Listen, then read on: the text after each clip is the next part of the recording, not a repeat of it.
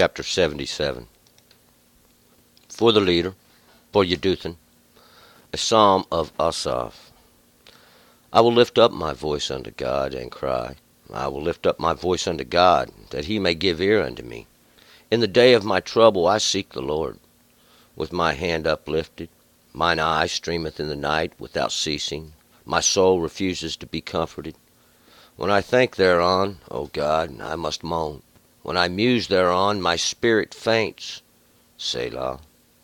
You holdest fast the lids of mine eyes. I am troubled and cannot speak. I have pondered the days of old, the years of ancient times. In the night I will call to remembrance my song. I will commune with mine own heart, and my spirit makes diligent search. Will the Lord cast off forever, and will he be favorable no more? Is his mercy clean gone forever? Is his promise come to an end forevermore? Hath God forgotten to be gracious? Has he in his anger shut up his compassions? Selah. And I say, this is my weakness, that the right hand of the Most High could change. I will make mention of the deeds of the Lord. Yes, I will remember your wonders of old. I will meditate also upon all your work, and muse on your doings. O God, your way is in holiness. Who is a great God like unto God? You art the God that doest wonders. You have made known your strength among the peoples. You have with your arm redeemed your people, the sons of Jacob and Joseph. Selah. The waters saw you, O God. The waters saw you. They were in pain. The depths also trembled. The clouds flooded forth waters. The sky sent out a sound. Your arrows also went abroad. The voice of your thunder was in the whirlwind. The lightnings lighted up the world. The earth trembled and shook. Your way was in the sea, and your path in the great waters, and your footsteps were not known. You dislead your people like a flock by the hand of Moses and Aaron.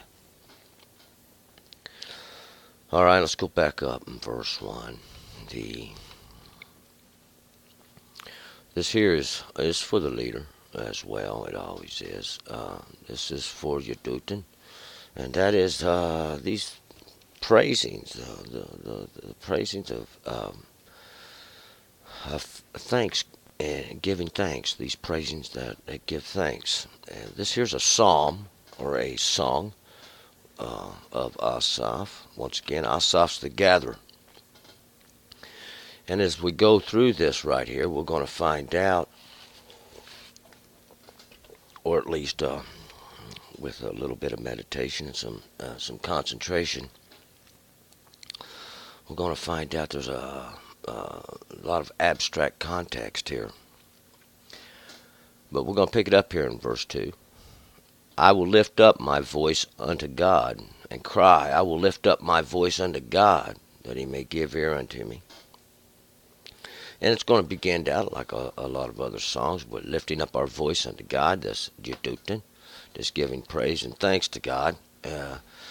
Well, this lifting a voice is something, it's an audible sound that goes forth. It pours out of the individual. Each one kind of got their own unique tone. But this voice going up to God, it's in like a form of a cry, this calling out. And I will lift up my voice unto God once again. I will pour out this sound or my tone unto God, and that he may give ear unto me. So you can listen to me, because we're going to make the most pleasant sound, the most pleasant tone, even though it's a cry for mercy from God. 3. In the day of my trouble I seek the Lord. With my hand uplifted, mine eye streameth in the night without ceasing. My soul refuses to be comforted. In the day of my trouble. Well, this is going to be when we got problems and we feel like we may be run down a little bit, maybe feel like something's coming down on you. Whatever the case may be, we need to seek the Lord. We need to seek the mightiness of God. We need we'll find out with our hands uplifted. with mine eye streameth in the night without ceasing. It's because we're reaching out, trying. This is someone reaching out, trying for understanding, calling out to God to give Him some understanding. Our hands are our works, and that's what we do in life. See, that's what we do in life is our works, is our hands, just that we can make known what we do.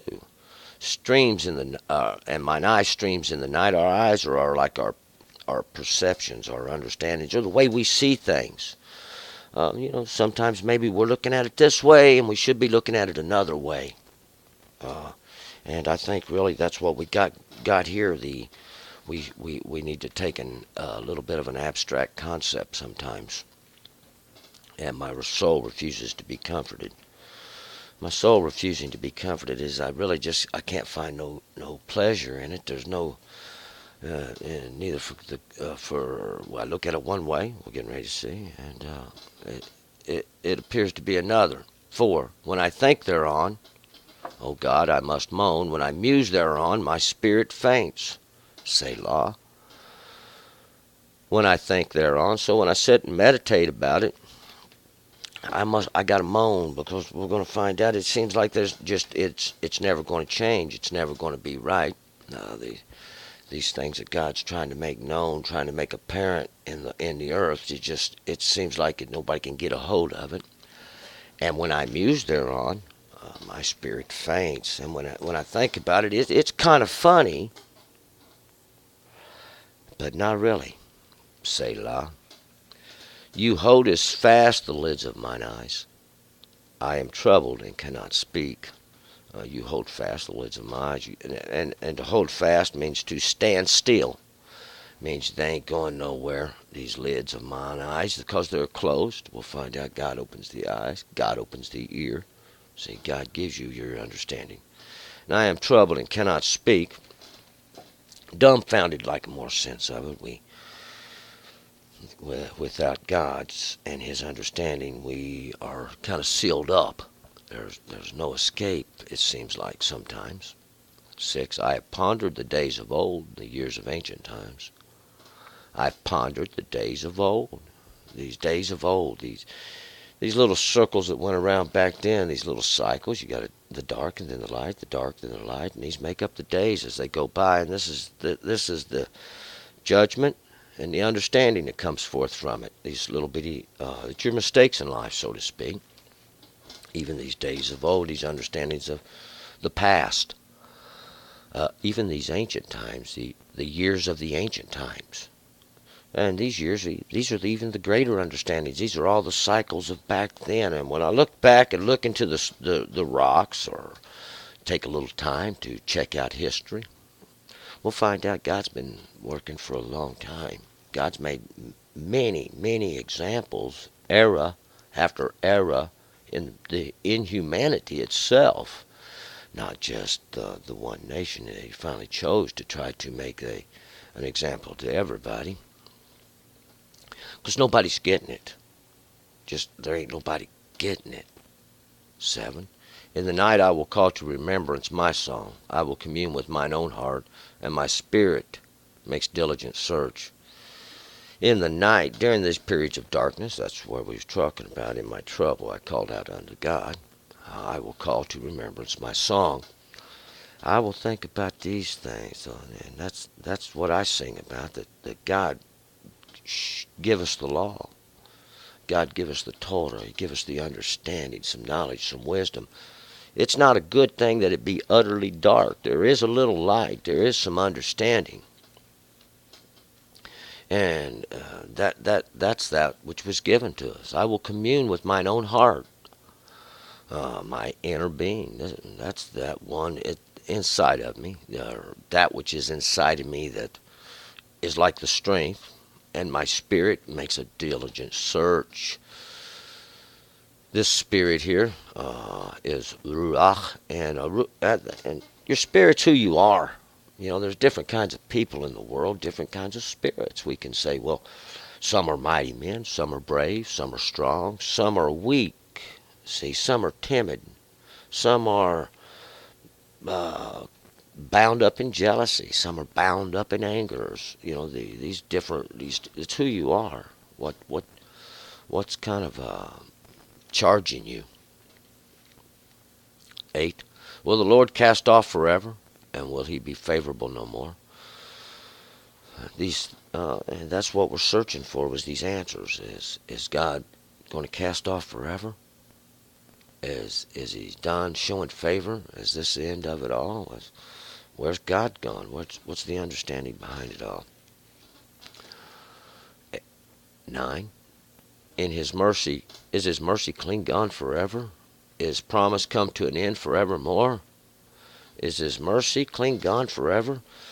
We'll find out. No, God's mercy's not gone forever. Even the judgment is a type of mercy, if we want to look at it in a different perspective. If you want to come out, that's what God tried to tell you. Just like when you stick your hand in the fire and it burns, it's trying to tell you, get your hand out of the fire. It's a really simple thing. You stuck your hand in there, you got to pull it out. See, you have the ability, God said. 10. Hath God forgotten to be gracious? Has He in His anger shut up His compassions? Selah. No, He has not. God has not forgotten to be gracious. God, in His grace and His great mercy, give you the ability, give you understanding, He give you the knowledge, He give you the wisdom from the beginning. He wrote it on your heart. There's nothing hard to think about it. You'll have to do it. Nobody can do it for you. We're fortunate that there is a way. See, that there is a way. And that's the good thing about it. 11. God is not cut off utterly. 11. And I say, this is my weakness, that the right hand of the Most High could change. And I say, this is my weakness, that the right hand of the Most High could change. Oh, the right hand of the Most High could change. God's great, mighty work, the strength in His work, it could change. See, God, He makes everything. He does whatever He wants.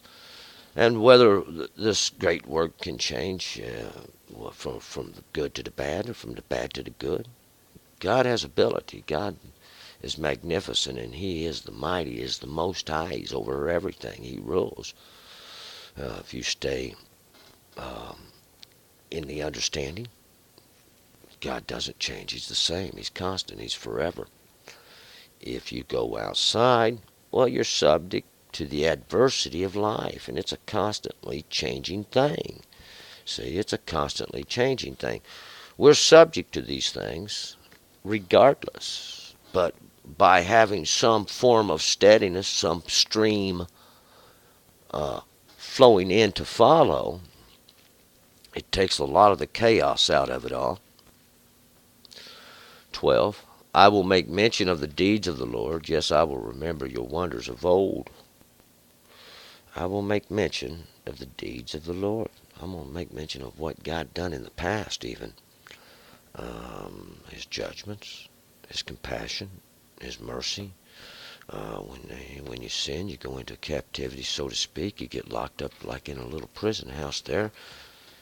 But when you turn and you call on the Lord, we'll find out He's good. He's good to come and let you out. I mean, sure, there's a little bit of judgment that goes with it as long as you remain. The judgment's in the remaining in your error. The blessing comes in the turning, coming out of it, getting away from it.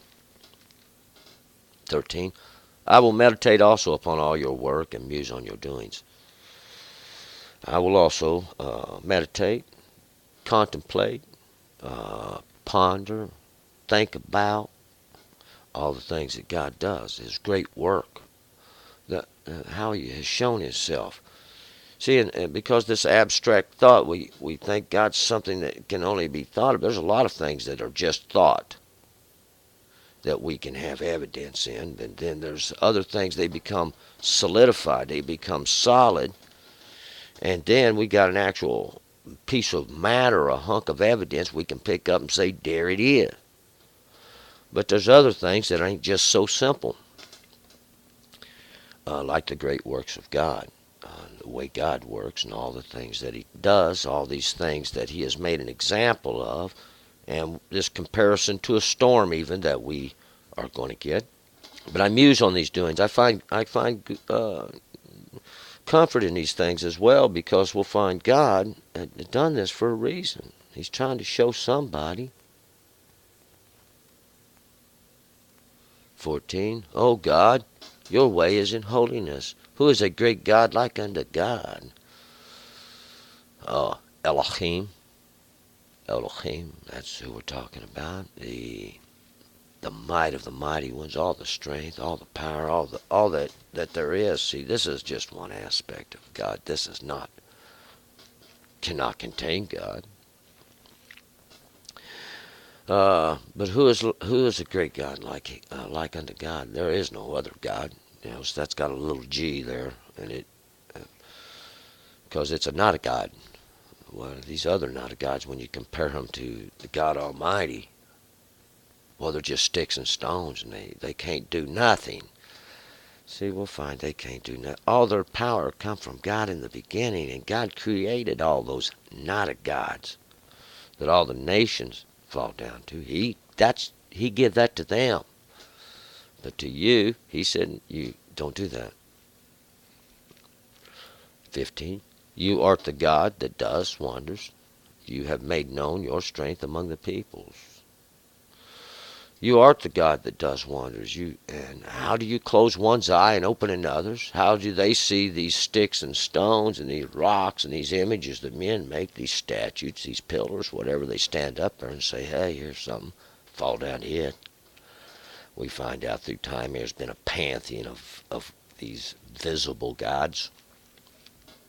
These visible, not a gods, I should say, because they're all the creation of men. Some men think they got all the understanding in the world, and they're great philosophers. They got great minds. They got great things, but they never consider the end of it before they open their mouth. And we all kind of have that problem. But God has made known his strength among the peoples. That's what we're talking about. They bow down to these men. They bow down to their understandings. But I bow before God only, see. And we'll find out God does make known. God makes clear these things to those who can see. But to those who can't see, they know no better. There ain't nothing really funny about it, though. 16. You have with your arm redeemed your people, the sons of Jacob and Joseph, Selah. And God has. God has, with his great strength, in a way that only God can, he has redeemed his people. And this redeemed, the word here is Ga'ah. And really, if we go look at this word is to redeem. And to redeem is to pay your ransom. You've sold yourself into slavery. I'll pay the bill and get you out. But this here is more like an act of a kinsman redeemer. It's like your brother's died, and you're going to have to redeem his seed. And God is your redeemer. God is the one who is going to cause to bring forth anyway. And God's people, it says here, these sons of Jacob and Joseph. Jacob was the supplanter. Joseph, he's just this that was added by God. This was in addition to God. We not only had the one who contended with God's law and God's understanding, we got this one who in addition, who was added to it, or even like a contender sent. 17. The waters saw you, O God, the waters saw you. They were in pain. The depths also trembled. The depths also trembled. The waters saw you. Water, that's the understanding. That's understandings. That's what the waters always are. O God, the waters saw you. These understandings saw you. The understandings If you've got understanding, see, if you've got understanding, if you've got knowledge, we may not be able to see God, but we see all that God done, and in fact, by virtue of abstract thought, we say God did that. And because we say God did that, even though we didn't see God, he must exist because he did that. And we find these great works in man. We find these great works in man. These things that men do, these ignorances men are bound up in. God did that. 18. The clouds flooded forth waters. The sky sent out a sound. Your arrows also went abroad. The clouds flooded forth waters. The clouds are something you can't see through. The clouds are something that carries. The clouds are confusion. And they flooded forth these waters, even these understandings. Because God causes it to rain. The skies sent out a sound. And that the skies is that which is above us. The sound comes forth from above. That's a voice. That's a sound you hear. These understandings that come forth from confusion, that sound, these arrows also went abroad. These arrows are like judgments. That's the judgment. We have to look at this with, it doesn't mean the arrow. It means something else. See, it's in a different context. We have to look at it in an abstract way. Don't take it literally. 19. The voice of your thunder was in the whirlwind. The lightnings lighted up the world. The earth trembled and shook. The voice, that's the sound of God, voice, his word coming forth. It's like thunder. Like thunder. It's an echoing. Thunder comes after the lightnings. See, we have the lightning, goes forth, it's the judgment of God. Then here comes the thunder. That's the message that goes with it, see. Here, that's what you get for that. Don't do that. See, you're supposed to be observing God's understanding, God's law. The lightnings lighted up the world. These flashes of judgment, these works of God in the earth, these judgments of the past even, light up the world. There's understanding to come from that. If you can look at it correctly, if you can look at it properly, you can get the understanding. These are the lightnings of God. The earth trembled and shook. And the earth trembles and shakes when God lights up the understandings. Even the flesh, that's everything of the earth. The flesh is kind of like a banana peeling. You know, the fruit's on the inside. 20. Your way was in the sea, and your path in the great waters. Your footsteps were not known. Your way was in the sea, and all the waters, these great waters even are on the earth. Your path in the great waters. See, it's the same thing. Your way's in the sea, your path in the great waters. Twice, it's for a witness, so you can have some understanding. God makes it known through all the understandings of the earth, one way or another. If it's wrong, God did that. He declared it when he declared what was right. If it's correct, God did that when he declared it. He said, this is what you got to do. You do these things. Your footsteps were not known. Nobody seen his goings forward. Nobody didn't literally see the footstep. What God did. We heard the echo of it. We heard the sound of it. 21. You did lead your people like a flock by the hand of Moses and Aaron. And you did lead your people like a flock, like little sheep, out into the great pasture, saying all this pleasantness, like the shepherd taking forth the whole flock. See, not just, and not to admit Moses and Aaron, they was included in the flock. See, they were included in the flock, and he brought them out by the works, by the hand of Moses. Moses is that's the one who's drawn out. That's the one who was drawn out. Now, you maybe had a different way of looking at things. And Aaron, that was his brother. Aaron is the light giver.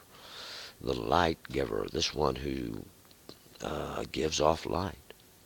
The one who gives off light is one who, uh, and we know the light is coming off the fire. Light's coming off some fire. The light's coming off a judgment of God.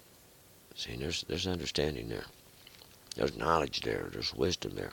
We have to be able to look at it from every angle, from every point of view.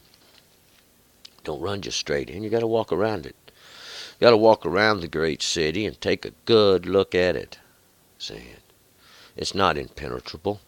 Yes, the city I'm talking about is the city of wickedness, the city of ignorance. Because we're not trying to get in, we're trying to get out. We're going to move forward to Psalm 78. Turn and return.